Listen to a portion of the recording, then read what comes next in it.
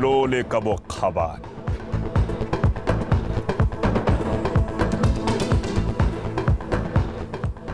Se ke tumile Masire Teaching Hospital e dira loaro le la atlegileng la Monyatsana e le la ntlha monogae.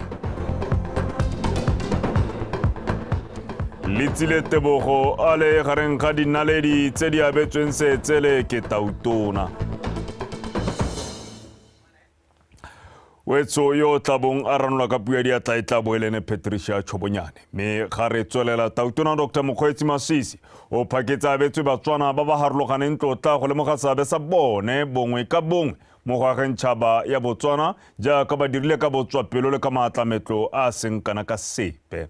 Tiro e tlwaeletsegileng ka go dirwa ngwaga le ngwaga ka nako ya boipuso me e ne ya tshwarwa ka la bofelo ka ngwaga wa 2018 pele ga go kgorelediwa jalo ke segajaja sa COVID-19.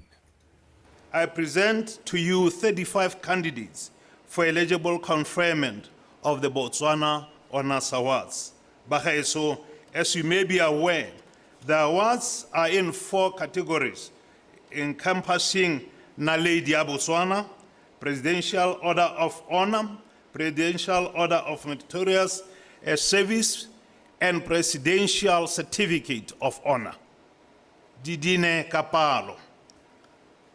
On a sober note, amongst these outstanding men and women, some of the recipients are posthumous awardees. We remain eternally appreciative of their indelible legacies, from which we derive great comfort and solace. It is indeed their singular and collective efforts that have contributed to the Republic of Botswana that we see today. Kanyengwe ke re se patela sasa ke tumile Masire se dirile ditso ka go dira loaro le le hapegileng la Monyatsana mo lefatsheng leno.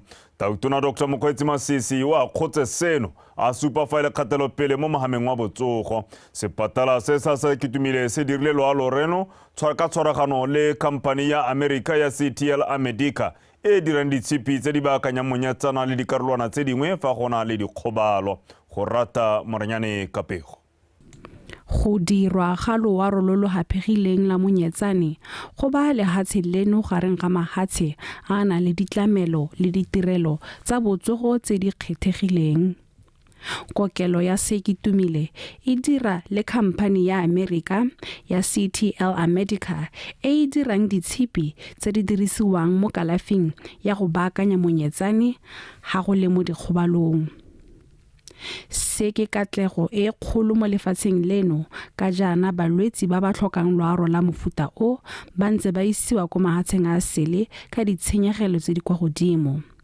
Mme bile gape ke sebaka sa go nonotsa kitso tsa dingaka le baoki ba monogae. Re na le bomankge, re na le batho ba ba nang le botseba jo sengana ka sepe, re na le dingaka tse leng gore bone ba botswang ko lehatsheng la America o itlhaela gore ngaka teng ke mongwe mo go tsa ba le lesome kana mongwe ba polpotlana ba leng gore ba dira one maro a leng gore ba dira ke le tswana e tona re le puso ke gore bone mo mankge ba ha batla kwano batla go kopana le bana ba rona ba kgona gore ba abalane dikitso ba simolola go bona le gore me bone bana ba rona ba ke ha ba tshwarang ka teng le bone ka. So the impact that this will have on the healthcare system in Botswana is that it will bring expertise that was otherwise not available.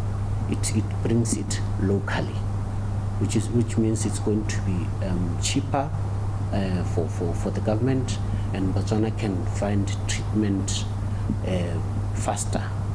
And that people who've been living with this chronic pain will now be able to be treated quicker than they would. Tautona Dr. Mokgweetsi Masisi o itetse katlego e le gofi a tlhalosa fa se e le kgatelopele e tona mo mohameng wa botsogo. Leading surgeons are here with our own, because we send our people to the best medical schools in the world and they become real global experts. They have not had the tools and the systems in place in their country. Now, through Sekitumile, we're doing it on our own. And a Botswana surgeon, Dr. Mopel, Tirom Mopel, was one of the surgeons yesterday who performed this miracle first in our country. They performed for the first time because we had agreed and put a deadline or before independence. They must perform high-end surgical implants of these products they have and engage in corrective surgery at the pelvic and the back, spine, right in Seketumile Parentary Hospital. Tirisanyo mmogo le CTL Medica e solofetse go thusa go tlhabolla mohama wa botsogo. And it is a fantastic day on the heels of Independence Day here in Botswana that we've been able to perform some very complex and important spine operations on Botswana. And so Seketumile Masiri Teaching Hospital as a center of excellence for spine has been open. Mongwe wa balwetsi ba ntla go dira loaro le Mechibe Modisa Otsile a re o dumela fa loaro le montshitse mo botlhokong jwaneng a tshela ka jone. Ke bona go nna le tswelopele thata ka gone gore gape re ne re na le bone ba ba tswang kwa America ba re thusa ka gone go rotloetsa le bone dingaka tsa rona ka kwane gore re tla ra mmole go le gontsi thata ba tla anya go le gontsi thata mo go bone ka ke bone maba le ba dira ka bohego ka teng ke ne ka bona gore tota ba kopane le batho tota. Go dirwa ga loaro la Monyetsane go tla ka nako e lefatshe leno le ikaelelang go beeletsa mo dikitsong le bokgoni jwa batho ba lone. Mme kokelo e ya Seketumile Masire e eletsa go nna boremelelo jwa kalafi ya Monyetsane. Go rata Moranyane, BTV News, Gaborone. Mothusa tautona Reslam Batsogwane wa betsa baithuti ba le 25 dimpho moroga gore ba latlhegelwe ke dikobo mo tiragalong e mo go yone matlo a bone a boroko kwa sekolong se segolwane sa Masunga a na jewa ke molelo. Dimpho tseo di akaretsa mealo e le materase, dikobo, melora le dibeke tsa dibuka. Baithuti bao ba kgoletse Retsogwane bopelontle jwa gagwe ba tlhalotsa fa se ba diretseng se ba diretseng se tla ba tiisa moko jaaka ba lebile go kwala dithatlhobo tsa makgaolakgang. Baines Bosigo Kapego. E ne le letsatsi le le tletseng boitumelo jaaka baithuti ba ne ba amogela dimphotse go tswa kwa go mothusa tautona Reslam Batsogwane. Se se tla morago ga go raetele kwa sekolong sa bone sa Masunga Senior dibeke tse pedi tse di fetileng mme a itlama go thusa baithuti ba ba amegileng ka nako ya fa matlo a bona a borobalo a neng a sha bo a lora mo sekolong se. A re itse gore ha go shayana molono o tswa o batwa keng but o kgona go bilela la gore ha o number e nna go dimo mo sa o ketsa le hilo o kgona o tsenya pressure e ntse mo le hilong le leo. Sans remedy report ba gaetso but hela gone I just wanted to show gore number e go godimo the facilities since register tsone tse re simoletseng ka tsone. No unity without empathy. There is no peace without empathy. There is no dignity without empathy. And most importantly, there is no love without empathy. So empathy, empathy, empathy, we must embrace it. So when we do that, we will continue to live with dignity and we will enable other people also to live with dignity. Baithuti ba re dimpho tse tsa ga Retsogwane di tla ba kgothatsa mo dithutong tsa bone ka di batla tsa mowa ba tsholofelo e lebile di ba supegeditse fa batho bogolo jang bo etelelipele jwa lefatshe leno bo ba emenokeng. The visit and the donation to our school have a great effect on us and they emphasize the support that you give to our school. On behalf of the student body, Masunga Senior community, we say thank you to you, Your Honor, and your team. We appreciate your gratitude and your assistance. We are surely blessed. It is with immaculate gratitude that we receive your donations and assure you that they shall be put to the best, most profitable use to heighten the standing of our institution and to make the school a conducive and comfortable area for learning. Lentswa sekolo se se ne sa welwa ke siru sa molelo se tlhalosiwa e le nngwe ya tse di dirang bontle mo dithutong lefatshe leno ka bophara. Bensi Bosigo, Botswana Television, Masunga. Moparlamente wa Molepolle Borwa yo gape le ntona wa ofisi ya Gatautona re ka bo morwaeng a re maikelelo a metseletsele ya metshameko ya The Good Samaritan kwa Molepolole ke go phutha banni ba kgaolo go ta go itumela le go ipelela boipuso jwa lefatshe leno ka metshameko. Tona morwaeng o letsa simolodisitse semmuso metshameko eo kwa neng a ka fana le keletso ya go bona metshameko eo e gola ka ena le bokgoni jwa go ribolla le go nosetsa ditalente tsa banana. Jessica Pelane ka dintlha. E re ka malatsi a go ipelela boipuso jwa lefatshe leno a gorogile mo kgaolong ya Molepolole Borwa gone ditlhopha tsa kgwele ya dinao le boletloa di feta 90 di tla bo di kopane mo metselentseleng ya metshameko ya The Good Samaritan ya ikloso bodutu. Metshameko e tswa kgakala ntse e tshwara mo kgaolong e mme maikelelo ke go tswalla ntse e tshwara ka go tlhalosiwa fa e hapha banana mo maitshwareng a maswe mo mekgwatlheng.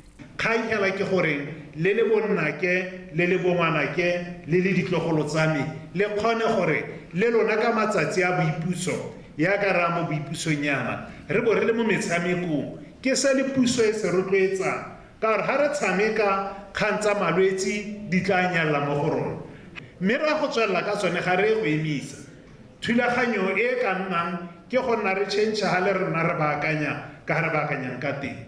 So ke a le rotloetsa le le bonnake le le ba le ratang metshameko gore a re emeng ka dinao a re go dira gore metshameko e re ska ra e hedisa re tswelle ka yone. Metshameko e itumedise banni ka jana ba supa fa e ba fa sebaka sa go itshidila mmele le go ipela ba le mmogo ka nako eno ya boipuso. Molapola sa go a tulo ba ga e se tswala ke dikgaolo pele di re tswala pele ka gore re na le boeteledipele o monogile ba kgona tswa pele ba ga ke le boala motlotlegi mo parlamente ka lebaka la gore o re hapa mo mekgwateng ga ke tlo go tšhoka ke sena go tshameka ke be ke lapile mangwala a lotlhoko ga ke kgone go ya go itontela nnotagi ko ke latelang bo raiteng gwa reng ke go robala ke itse gore ka moso ke ipaakanyetsa wa finaleng le tsweleleng hela le ntse jalo le ne le ngoke ba bangwe ba tsene mo dibolo mo gore rotlhe re nne hela yana re tswe mo mekgwathe re tswe mo ditseleng tse di sa siamang. Mo go tse dingwe mo parlamente morwaeng wa abela dikgotla tsotlhe tsa kgaolo ya gagwe dijo tsa boipuso gore le bone ba ipuse ka boitumelo mme a ba kopa gore ba ikgape mo maitshwarong a makgasa mo malatsing a boipuso. Jessica Pilane, BTV News, Molepolole. Kitsiso engwe ke reng le patalatsa kgaso le bolela fa tendara ya mananeo wa televishene e neng e solofetswe go bulwa ka la bobedi Phalane a tlhola malatsi a le mararo jaanong e sutseditswe go bulwa jalo kwa go Phalane a tlhola malatsi a le 4 ka mabaka a malatsi a boitapoloso a boipuso. Me ga re tswelela mothusa mokwaledi wa lephata la temothuo re Joshua Moloi a re bolwetse jwa molafo ga bo matshosetsi mo go kalo mo botsogong jwa batho mme fela boka a maleruo diphologolo le bojanala a re lefatshe leno le ikemiseditse go nyeletsa bolwetse jo ka ngwaga wa 2030 ka go kenta dintšha le dikatse mahala. Re Moloi o na bua se ka letsatsi la segopotso sa bolwetse jo jwa molafo kwa Tsapong ke o lebogile Radipotsane wa bega.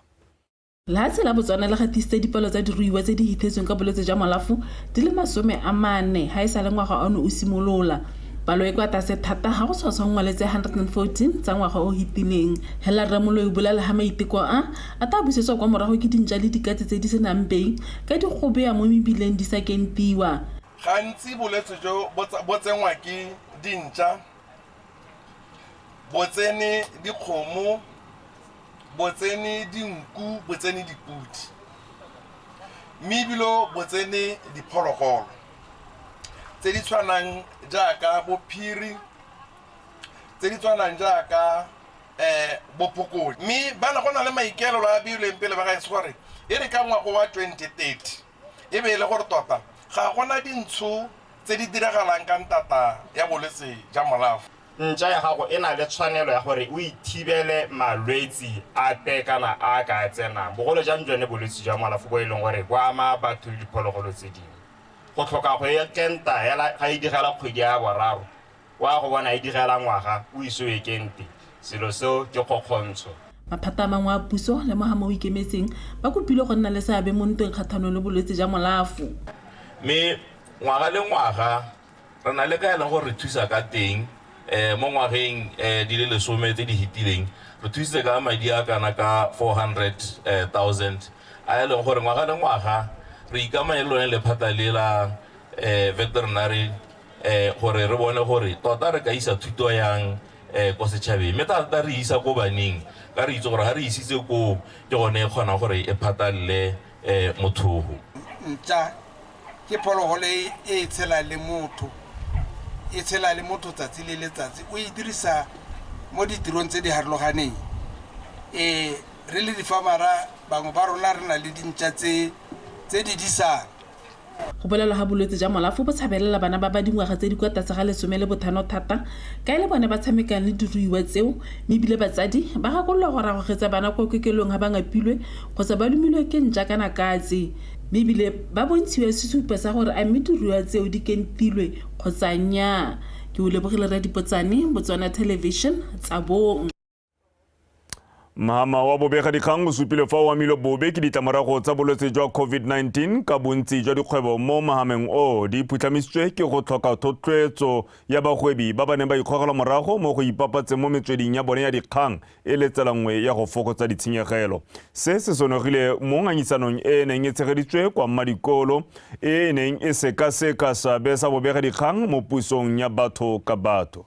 Tsholofelo Tombale ka pego ngangisano ya mafoko a kgotla e neng e tshwerwe ke ba lekgotla ba Media Institute of Southern Africa Botswana Chapter le Frederick Ebert Stiftung e ne e kopantsha babegadikgang go sekaseka seabe sa bone mo ageng puso ya batho ka batho e nonofileng ebile gape e gololosegileng nngwe ya dikgang tse di botlhokwa tse go buisantsweng ka yone ke gore metswedi ya dikgang ya Botswana e na le bothata jwa tlhaelo ya madi a go itsamaisa bogolo jang morago ga ditlamorago tse di bakilweng ke bolwetse jwa COVID-19 mo itsholelong. Media industry is changing. You know, before the COVID, we saw it wasn't hard in terms of the revenue. We were surviving. We were able to make ends meet. But after the COVID, we saw most of the advertisers leaving. We saw most of the advertisers cutting their budget, which affects the sustainability of the media house, which compromise the quality of the content that we are producing. So it's been hard really to produce what we want to produce because of the limited resources or not having enough revenue to run the organization. You know, we talked about the media being affected by advertising, but then we are in an era where we have to start thinking about other business models, the era where we are moving away from the advertising model to other models that are audience-centric, which I quite find exciting, that now we are driven by the audience themselves. And that will cause for us to pause and think of the way we produce our news. Go ne go na le bangwe ba ba neng ba le teng mo dipuisanong tsa ngangisano eo ba ba neng ba re ga mmogo le metswedi ya dikgang e remeletseng mo go direng madi le ya puso setšhaba se tlhoka gore go nna le dikgaso tsa merafe tse di farologaneng mo lehatsheng la Botswana. If you cut out community broadcasting, then that means our people in the remote areas, in whatever area, or even not geographically, but other interest areas, will not be able to get access to the national media or media. They will not be able to actually be able to express themselves the way they want to or the way they are able to, because now everything is centralized. Dipuisano di supile gape gore babadi ba dikgang tsa dipampiri ba ntse ba fokotsega bogolo jang banana ka jalo di kgotladiwa go dirisa maranyane go kgatla bašwa botoka le go oketsa palo ya babadi ba dikgang tsa bone. Tsholofelo Tombale, Botswana Television, Gaborone.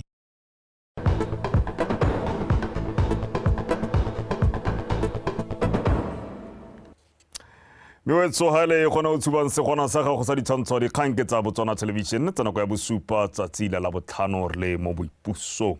Ga re tswelela mogokgo wa University ya Botswana Professor David Norris a re sekolo seo se itlamile go batla ditsela tse di ka netegatsang gore baithuti ba ba nnang ko mafelong a kgakajana le ditlamelo ba tshwana le basarwa ba kola dithuto. Professor Norris o buile se bošeng jaaka sekolo se ne se kopane le bana le seabe kwa toropong ya Gantsi. Angela Enosa ka pego. lefatshe lengwe le lengwe le le ikaelang go na le tsholelo e tsamaisiwang ke dikitso le tlhobana le go nna le mogamo wa dipatlisiso o tiileng o itebagantseng le go rarabolola mathata a setšhaba le gone go tokafatsa matshelo. Yunibesithi ya Botswana e tshela ka maitlamo a e tshepisa gore e tla re mo go a diragatseng e netefatse ga go sena Motswana ope o tla kgapelwa ntle mo go akoleng thuto e kgolwane. Everybody must be included. We want an inclusive society. We want the benefits of our economic growth, or they should permeate the entire society. Policy waiting, for a level a method I apply. So we'll apply it. That I apply, but it's why no renters I apply something for a retaipa. Rataka project e re bitsang the Sand Youth Capacity Building. Kgang tona e remeletse mo go ba ga rona ba ileng gore ra itse gore ba di kubo di khutshwane ba ileng gore bangwe ba itse ba bitsi ba re ba sarwa ba bangwe ba re ba khwe maina nna mantsintsi. We want to see send access to tertiary education. Bangwe beng ga ba re go santse gona le dingwe tse di sa ba di sendiwelang. Are you being easy the pain of being excluded and being called a minor tribe? I did research ka khanye. I it's a pain ya teng. Maybe it's more research, more metacognition, marginalized communities. Can't so high on it. It will our kids. This will not tell you that I'm going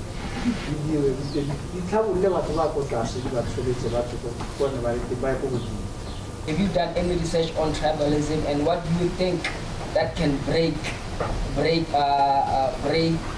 that situation so that we can be interested in project until Mehela go na le bang ba ba kotse mananeo mangwe a university e go tswa gone mo kgaolong e.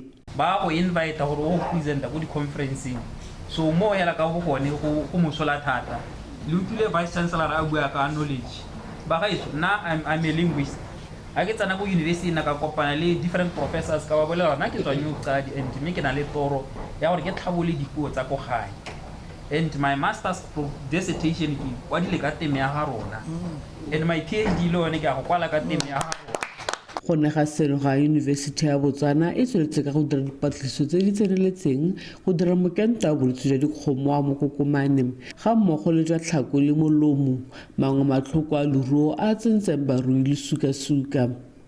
Angela Nosa, Botswana Television, gantsi. Banni ba motse wa Maung ba rotloeditse go ipabalela mo malatsing a boipuso se se builwe ke molaodi wa kgaolo Reta Bangwaloka ko mogontong o neng o tserwe ke ditlhopha tsa kgwele ya dinao tsa Sontaga go rotloetsa ipabalelo tseleng. Anthony Tlhobogang wa bega. Dipalopalo tse di golelang pele tse di kotsi tsa tsela ko Maung mo dingwageng tse ntseng di feta di go itile ditlhopha tsa bolo ya itloso bodutu go itshwaraganya le makalana mangwe a ikemetseng go tshwara mogwanto go rutuntsha badirisi ba tsela segolo jang bakgweetsi le baithuti ka botlhokwa jwa ipabalelo tseleng. Ba tshwaetse tota ba gaetso every weekend ba na le se ba se dirang ba na le se ba se direlang setšhaba gore ba dirile hela yana ba bitsa setšhaba se kana ba re a re ro buang ka ipabalelo tseleng ke go mo tonela thata gone mo hela ba gaetso mo go supa gore next time ha re tago go entseng jana le bone bana ba rona re ba tshwere gore re ba rutetsela gore e dirisiwa yang a kere. Motse wa Maung o tumile ka bojanala o tlwaelesegile ka bojanala le go ngoka Batswana ka dipalopalo mo malatsing a boikhutso. Banni ba rotloeditswe go nna le boikarabelo go nna podimatse ba ka dinako tsote le go kgweetsa ba sa itshiela nnotagi. Go ema ka di 17 tsa September Sontaga sa re tswa mo go sona Botswana bo bothehela we had lost 267 lives. Compared to last year, this time, nearly 273. More speaking Helene die from the 10 to the 17. We lost 10, and then listen, 4 are pedestrians, 3 drivers, 3 passengers. Re na le bothata le batsamaya ka dinao. Bontsi jwa rona ke dumela gore the larger number re batsamaya ka dinao wa kere. Seo se ra gore re tshwanetse re ile sengwe ka ha re tsamayang ka teng mo ditseleng. Mme le bakgweetsi go botlhokwa gore re ele thoko ba tsamaya ka dinao. Mme gape interestingly mo go 10 yone 8 ke borre 2 ke bomme. Re le helo le leng gore le le ratiwang ke batho ba bothe mo Botswana. Re nna re etelwa ka dipaka tse tsa di holiday jaaka go tsena tsa boipuso jaana. Ra itse gore ba bothe ba ta jela boipuso ka kwano. Mme re a kopa jalo re letsholo ke leo la gore re hetole ka hara akanyang ka teng, ka ha re dirang dilo ka teng, ka ha re itshwarang ka teng. Gore ke rona bela beleng gore ha go simolla ka rona re ka hetola gore go nne le dikotsi di kalo tse leng gore batho ba khobama batho ba swa. Bakgweetsi ba rotloeditswe go hema dikotsi tsa tsela ka go netefatsa gore dikoloi tsa bone di siametse mosepelepele ba wala tsela, mme ebile ka dinako tsotlhe ba obamele matshwao a tsela. Anthony Tobogang, BTV News, Maung. Ba re sekukuni se bonwa ke sebataladi. Mapodisi a Sephiri a tshwere banna ba le babedi kwa masimong a bapileng le molelwane wa Tlokweng ba sena go fitlhelwa ka dikgetsana di le 2 tsa 25 kg tsa setlhatshana se se tala se go belelwang e le motokwane. Mo kamala lekalana la Crime Intelligence Senior Assistant Commissioner Nunu Lesetedi a re babelaelwa bao ke bangwe ba ba tsweletseng ka go anamisa ditagi mo lehatsheng leno. Pego ka botlalo ka Unkutulwe Thamage. Seemo se tsere phekelo e sele mapodisi mo letsholong la bone la go netefatsa fa ba tswa le metswedi yotlhe phatlalatso ya ditagi bana ba ratela le go sulafaletsa banna ba le babedi ba dingwaga di le 27 ipaakanyetso a bona malatsi a boipuso ko masimong a Ramokobetane go bapa le molelwane wa moetse wa Tlokweng. Ntlo e ya Mokhukhu ke yone lefelo la ditiragalo le banna bao ba neng ba fitlhile mokwakwa wa dikgetsi tse di phuthetseng mo go tlhalosiwang e le motokwane o iseng o kalwe. Go na le banna ba babedi ba re ba tshwereng ba eleng gore ba tshwara ka dikgetsi tse 2 tsa 25 kg di tetse sengwe se se tala se se lebegang ka re ke motokwane. Mme ka ke bua le wena yana banna ba ke banna ba dingwaga tse di ka tshwarang 27 bothe ka bobedi. Tshwanetse di emetse gore di go thomamisiwa gore a ke tsone ditagi. Mme a le gore go ka ithala go ntse yalo ba gore ba tale ba gana le molato. Ka toelo go nna hela jaana ngwaga le ngwaga hela re lebile yone paka yone re bona melato e go laetsega e go godimo go simolla la ka yone melato ya go rekisa because ba rekisa ba akanyetsa gore Christmas ba na le madi. Mapodisi ba re banna bao ke bangwe ba lentsoswero le mo phatlalatsong le thekiso e noneng ya ditagi mo lefatsheng leno ba sena go di tsenya ka bokuntshwane. E re ka go tsenwa mo malatsing a boitapoloso a boipuso ba sepodisi ba re ba solofetse dipalo tsa borukutlhi go a magoletsa mme fela ba malala a laotswe go itepatepanya le seemo sepe fela. Re bona melato e oketsegang ya dirobari le gone le gore go ntse go mo paakanyong ya go bata madi. Re na le go bona ba bangwe le bone ba simolla go tsiediwa thata ka madi tsa bo winne madi ko orange tsa bo ke rekisa setsha o bo tsamaya wa go reka setsha se seng sone. Dio di dintsi yala tse e leng gore di a diragala mme tsotlhe di centered around madi. Jaanong ke re re ka thusana kgang e gore e se ka diragala mo ngwageng mo ka gore mongwe le mongwe a ikele thoko a se ka dira sepe se e leng gore ga ana bosupi ja sone gore ke boammaruri. Ga gona madi a wangela mo phehong kana go le godimo e o sa berekela ka gore dikgang tse re a ditse di a diragala ngwaga le ngwaga. Re simolotse nako yone re simolotse bangwe le bangwe ba e leng gore ba ikelela go dira melato e ntseng yana re tabe re ka apere kobo e le nngwe hela. Re simolotse re taba sala morago re taba thukuthetsa go ithella seemo se seema. Mo nakong eno mapodisi ba re borre ka bobedi ba fitlhetsweng ka mokwakwa eo ya motokwane ba santse ba le diatleng tsa bone go ba thusa ka ditlhotlhomiso. Unkutulwe Thamage, BTV News, Tlokweng. Lefatshe la Botswana le rotloetsa batshabi ba ba nnang kwa kampeng ya batshabi ya Dukwi go ithaopela go boela kwa mafatsheng a bone. Se builwe ke tona wa molao Re Matshana Shamukuni fa etetse kampa eo ka laboraro kwa neng a kgothatsa go ithaopela go boela kwa mafatsheng a bone. Ka jaana mangwe a mabaka a ba pateleditseng kana a dikileng a ba pateleditse go tshaba ko a sa tlhole a le teng. Abigail Madorobo le Baines Bosigo ba bega. Tona Shamukuni a re lefatshe la Botswana le sala morago ditsamaiso tsa lekgotla la ditšhaba go tlhokomela le go sireletsa ditshwanelo tsa batshabi. O ne a ba kopa gore ka jaana mabaka a dirileng gore ba kope botshabedi kwano a sa tlhole a le teng kwa mafatsheng a bone jaanong nako e gorogile go ithaopa go boela gae. Refugee status is not meant to be permanent. It is not meant to be permanent. And our preferred solution as a country to the plight of refugees is voluntary repatriation. Mabaka mangwe a tlhotlheletsang gore batshabi ba ba kgothadiwe go ikopela go boela kwa ba tlholegang teng ke gore lekalana le le tlhokometseng ditshwanelo le dikgatlhego tsa batshabi la UNHCR le tlhaelelwa ke madi a go ba tlamela ka dijo le ditlamelo tse dingwe tse di botlhokwa mo kampeng ye. We are likely to experience significant challenges in the provision of foodstuffs for Dukwi refugee camp. Puisanyo magareng ga tona le batshabi ba bontsi ba bone ba tlholegang kwa Democratic Republic of Congo, Burundi le Somalia e ba fa tsholofelo.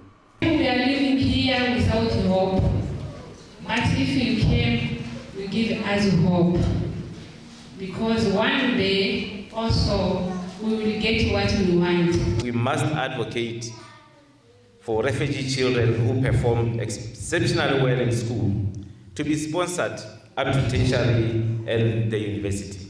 Tona Shamukuni a re lephata la gagwe le setse le simolodisitse go dira ditshekatsheko tsa dikitso tse batshabi ba nang natso tse di tla thusang lephata la gagwe go tla ka mananeo a tokafatsang matshelo a bone fa ba santse ba le mo Botswana. Baines Bosigo, kampa ya batshabi ya Dukwi. Hardi konatella baithuti ba sekolo sa segolwane sa Mount Senior ba rotloeditse go itsheka-tsheka go dira dilo botoka go ipaakanyetsa bokamoso jo bo siameng. Seo se builwe ke mookamedi wa sephatela se se ikemetseng ka nosi sa Doctors Inn, Dr. Maswell Mhlato kwa moletlong wa kabodietsele wa sekolo seo sa Maung. Love Mo Mario Kapego. Sekolo sa Mount Senior se se thamilweng ka ngwaga wa 1970 ke sengwe sa dikolo tse dikgologolo mo kgaolong ya Bokone Bophirima. Mo nakong eno sekolo se ke sone hela se se rutang dithuto tsa bojanala lehatshe ka bophara.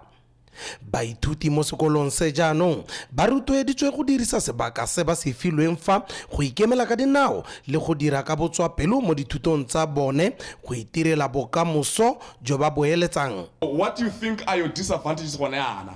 They are your life lessons. Botshelo jwa go ba go ruta bo tsentse mo klaseng ya botshelo. And you have to learn to see those lessons. You have to learn to see those lessons. Comfort it lo go bona. Boeteledipele jwa sekolo ba re maikaelelo a bone ke go nna sekao le go etelela pele mananeo a tshwana a thomontšha le go hetola ka ha dilo di dirwang ka teng ba dirisa dithuto tsa selebego se se kwa godimo. As aspirants of a knowledge-based economy, where knowledge is a key resource, academic institutions must produce learners of necessary skills who are able to match the demands of the global market. Students have been given laptops as one of the priorities of this strategy. It speaks volume about acquisition of skills than baseless knowledge. Erika sekolo se se ne se tshegeditse moleto wa kabodietsele. Leonard Mareko ya nna ene yo gaisitse bothe mo lekwalo la form 4 fa o gone Sam ene a gaisitse bothe mo lekwalo la form 5.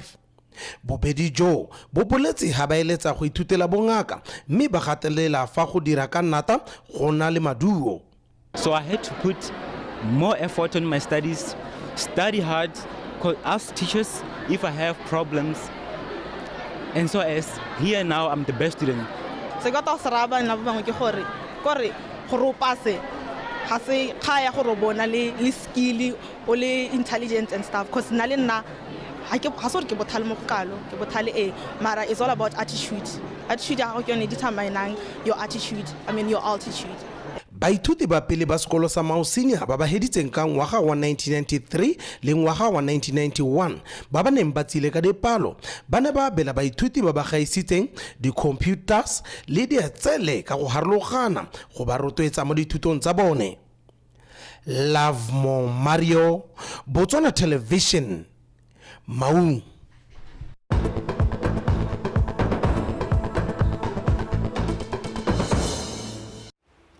Wetso go tsena baka satsa metshameko me khaitsedi ke Liza o se keng o malala alaotso khaitsedi ka. Hello Ben. Right. O te. La botlhano yo molemo wa Independence Eve. Ha ke gopola boipuso jwa ke santse ke le bonyaneng jwa me kwa primary ke penta matapa ke bina borankana ke boka ko khoteng ke heretse ga maikutlo ke rokomologa ka bana ba phego patriotism intse hela ja ntse jalo right tla ke go leboge Benson Phuthego wetso tla ke se sebaka se le nna ke go dumedise jaaka khaitsere ke a boletse nna ke bidio Liza go se keng ka tsa metshameko motabogi wa mabelo a makhutshwane le tsile tebogo setlhopha sa borre sa 4x400 meter relay ga mmogo le setlhopha sa setšhaba sa the mass ba phaketse ba betswe tlotla go tswa kwa go tautona Dr. Mokgweetsi Masisi morago ga go tsholeletsa folaga ya lehatshileno kwa godimo mo metshamekong. Tebogo o sa tswa go bua kwa dikgaisano tsa di World Championships a sana go gapa diatsele tsa silefera le bronze mo mabelong a 100 le 200 meters le go tlhoma rekote e ntšha ya Afrika mo go la 200 meters ka nako ya 19.50 seconds a roba rekote e neng e tshegeditswe ke monna wa Namibia Frankie Fredericks. Setlhopha sa 4x400 meters sa borre sone se abetswe tlotla eo ke tautona ba sena go gapa seetsele sa bronze kwa di-Olympic tsa Tokyo 2020 ele seetsele sa bobedi sa lehatshileno mo ditsong tsa di-Olympic.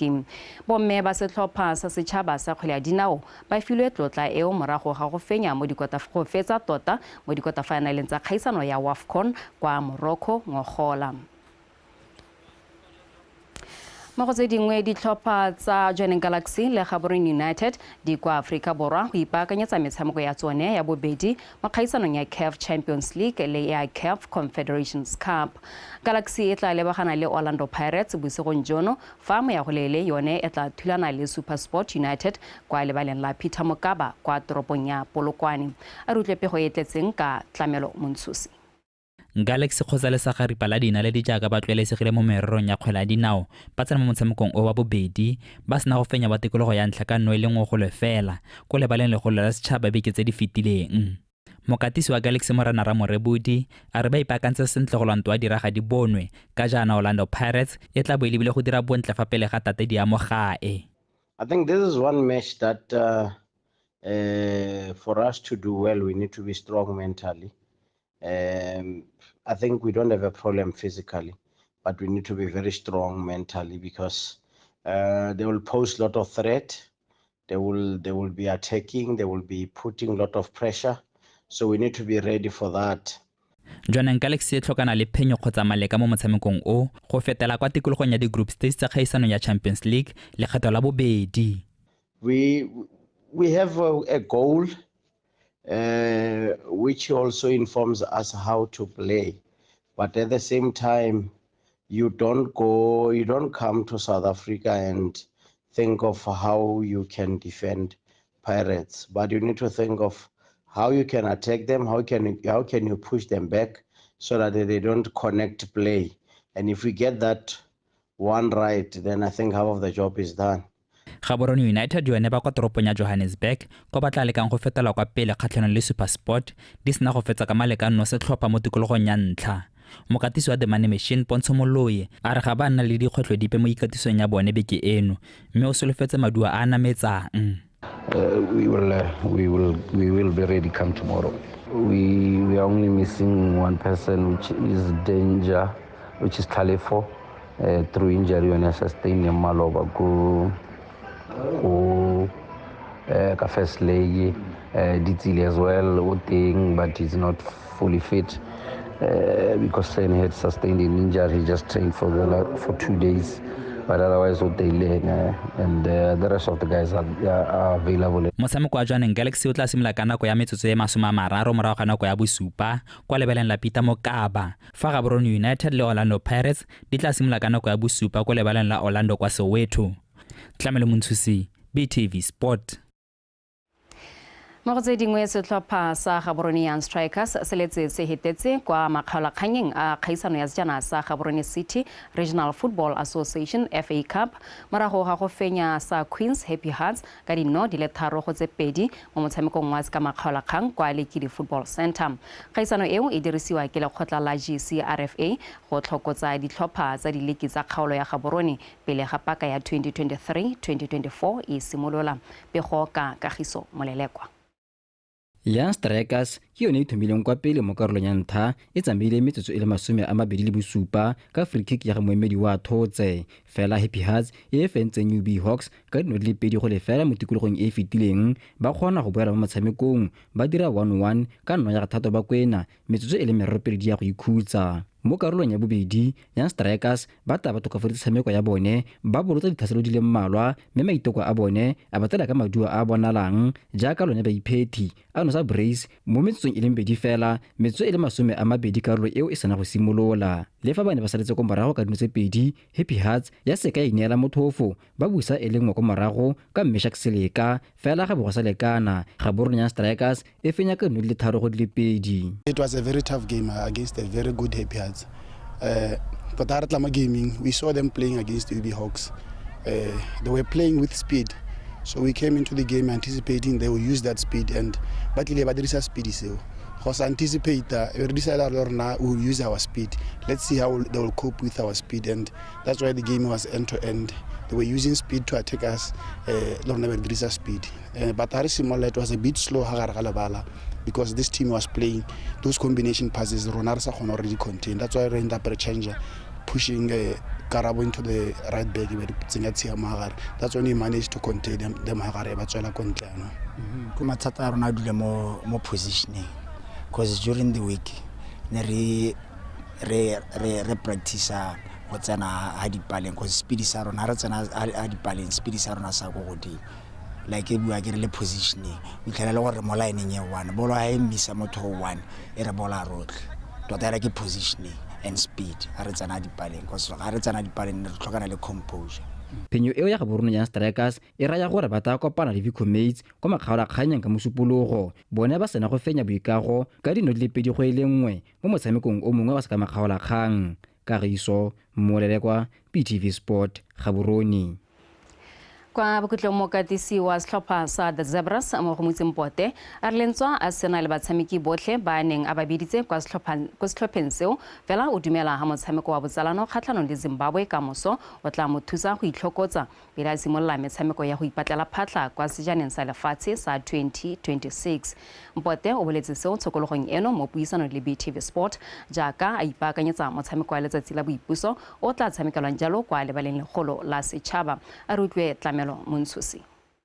Mo go Motsempote o tsere marapa go katisa setlhopha sa setšhaba ngo go fitileng a ro tshwentswe ke go bo batshameki bangwe ba sa kgone go ipanatsa mo motshamekong o wa botsalano le ntswa ba kopilwe semmuso. Most of the players ba ke ba bitsang ga se gantsi ba gana because ke ba ntseng ke ba reka le bona but you know some teams ba ileng goreng ba na le ntwa ka ba na le ntwa ka teng ga ke tsore le boma because na ke na team era jano mo gongwe o ta bona gore ga trola se dominate most of the players in the combination team ne le za rolas gompieno that team se le gore they dominate. So when selecting you first look at the team that dominates the league ke bona ba lebelela thata mo go bona and how dira jalo the teams that di atenega bo ba di officials tsa bone ba khana di player go ta national team. Mokatisi wa The Zebras a re go botlhokwa gore a tswelela a dirisa batshameki ba le mmalwa go ka oketsa dipalo tsa batshameki ba maitemogelo a go godimo mo metshamekong ya boditšhabatšhaba. Ga ke na probleme mo ka lokalo e ka gore tota maikelo a rona ga na go kganwa kope our intention ke gore re mo campaigning eta re le ka bojotlhe re qualify because ke gone hala mo re emetse gantsi ke tshamekisa di-players mo Botswana mo Bokasafa different players ke ne ke direla gone gore ke be ke na le a pool of players ba ileng gore ha yo a seo yo a tsena like ha o ka lebela game ya rona ya Libya we did not have Orebonyi ne re sena Moshaka Balaolo ne re sena Thato Kibuhi but we managed to win that game.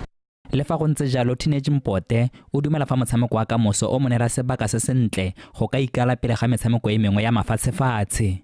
Preparation ya rona se se botlhokwa ke the intensity and match fitness e le gore we have been applying it mo training ya rona. So se re se batlang yana ke go tswa re kopana le Zimbabwe e sa re itseng e re sa itseng re tshameka le yone hala e le game hala e leng gore rona e tabe re ha madua gore batho ba re ba tshotseng a ba re siametse gore re tswelele re nne le bone kana ba na le ba ntse ba thoka tiro e ntsi. La bofelo Botswana e thulana le Zimbabwe e ne le ka ngwaga wa 2021 kwa baagisani ba fentseng ka nwe le ngwe go lefela. Morago ga motshameko wa kamoso the Zebras e tla emela kgwedi ya ngwana a tsele kwa batla ba thulana le Mozambique mo motshamekong wa bone wa ntlha wa Group G wa go ipatlela phatlha kwa janeng sa lefatshe sa 2026 se se tla bonse kopanetse ke mafatshe a USA, Canada le Mexico. Tlamelo Montshosi, BTV Sport, Gaborone. Wetso Tlamelo Montshosi o na re tlisa kwa bokutlong jwa dikgang tsa rona tsa metshameko nna lwena a re kopane gape ka nako ya bohera bongwe a ke di go neela jaanong ke dirano tse ka teme ya sekgowa mme a ke tse sebaka setlhe ke go eleletse malatsi a boitapoloso a boipuso a babalesegileng le wena Benson. O no kila re mo bekeng wa utlwa gore ga go nkga sepe pitsa epe ya boipuso ne ke re ke go begela gore ka go khotleng ya setlokwa ka mosokotlokeng go tla bo gona le boipuso go tlhabile dikgomo yaanong iketletse kgaitsedi ya ka o tlo le wena o kgone gore o ja tšhotlhwa ka setlokwa gala ga ke tsoga kgaitsedi ya ka ke a go tlhatswa sekaftini sa ka gore o tlo o tseke kgaitsedi ya ka ke go lebogile thata o nne le boipuso jo bo siameng. Ke go lebogela Raitso. Ke kgaitsedi ya ke Liza o se ke nka matlametlo mo pegong ya gago ya dikgang tsa metshameko wetso a re pele re kgaogana go boipuso re bo re lebe ditlhogo tsa phirimaneng ya la botlhano. Tautona Dr. Mokgweetsi Masisi a tlotlomatsa Batswana ba ba diretseng lefatshe leno ka botswapelo le ka bokgabane.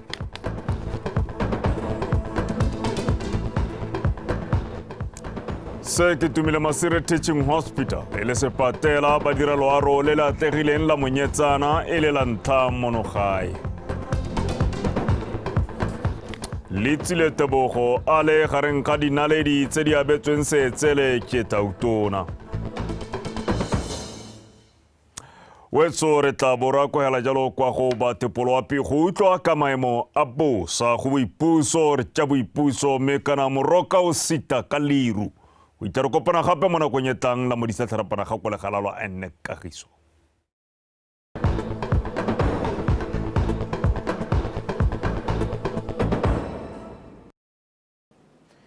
Betsu madume amgala se masola a pilisediwa ke Samuel Ramotonto sonto sola a pisana kwa gompieno se pa bona maro mo mafelo mangwe a go bothabatsatsi jwa lefatshe leno mme mafelo a mangwe ka bontsi a lefatshe leno one go apogile mo gola ka moso se maro a thibe ka bontha bongwe mo mafelo mangwe a dikgaolo tsa Chobe Bokone Jagalagare le Bokone Bothaba mme mafelo a mangwe ka bontsi a lefatshe leno one go tathola go apogile mo mosong go taeketsa go letseditsana mo mafelong ka bontsi a dikgaolo tsa gantsi kgalagadi borwa bora botlhaba kgatleng le kweneng ka sekeng sa botsana sa 12 go yeng go 15 mme re fetso ga tsa 17 ko Silphikwe le Letlhakane 18 ko Francis Town le Mau 20 ko Kasane le Panda Matenga mme mo tsekologong go taeketsa go le mogote ko dikgaolong tsa gantsi kgalagadi borwa bora botlhaba kgatleng kweneng le borwa ja kgalagare ka sekeng sa mogote sa 30 le bone go yeng go 35 mme ko Bokone Botlhaba Bokone Jagalagare Chobeleng habi gone go taeketsa go le mogote thata ka sekeng sa mogote sa 30 le borataro go yeng go